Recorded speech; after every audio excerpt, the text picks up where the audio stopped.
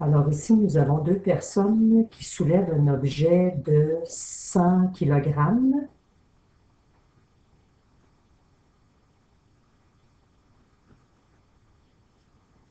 On peut constater que c'est un équilibre de translation. Alors, la première personne ici fait une tension sur la corde qu'on va appeler T1. L'angle est de 30 degrés avec l'horizontale. Ici, pour la deuxième personne, il y a une tension de T2 et le poids de la caisse correspond à notre force gravitationnelle.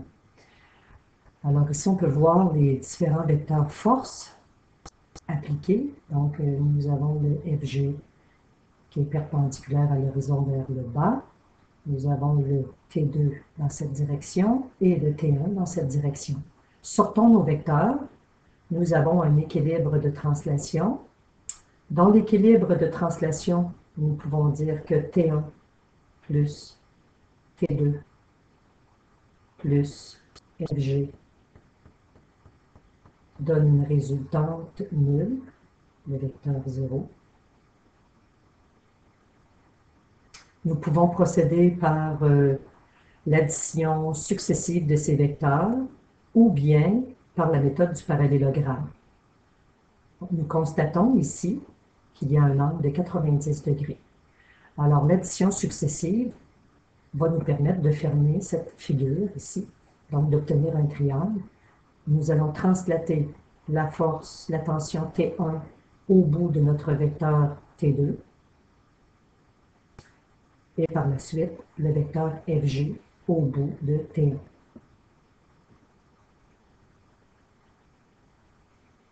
Donc, le T1 est translaté ici. On conserve le parallélisme. C'est à main levée, donc c'est relatif ici, mais ce que nous savons, c'est que le T2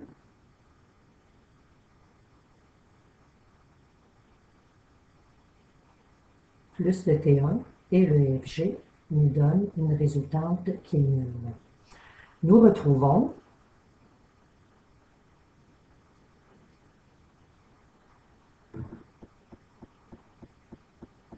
notre angle de 90 degrés ici. Par une petite analyse géométrique, nous retrouvons que notre angle de 60 degrés se retrouve ici et notre angle de 30 degrés se retrouve ici. Donc, voici la construction. T1 est ici, FG se retrouve ici. L'addition des trois vecteurs donne une résultante nulle. Mon point de départ correspond à mon point d'arrivée. Alors, ce qu'on peut faire, nous connaissons FG, nous pouvons le calculer. Il correspond au poids de la caisse. Donc, nous obtenons 100 kg multiplié par le 9,8 newtons par kilogramme, ce qui donne 980 newtons. Par la suite, il nous reste à calculer le T1 ainsi que le T2. Donc, on peut observer, nous avons un angle de 30 degrés, on peut utiliser l'angle de 60 degrés et nous avons une valeur connue qui est le FG. Donc, à l'angle de 30 degrés, nous voulons connaître l'opposé, T1. Nous avons l'hypoténuse.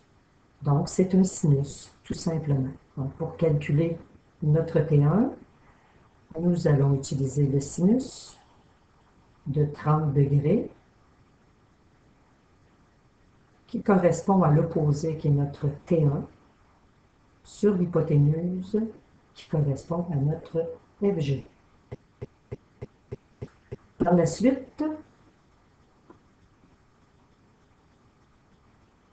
il nous reste à substituer nos valeurs. Nous obtiendrons le T1 qui est égal à 490 newtons.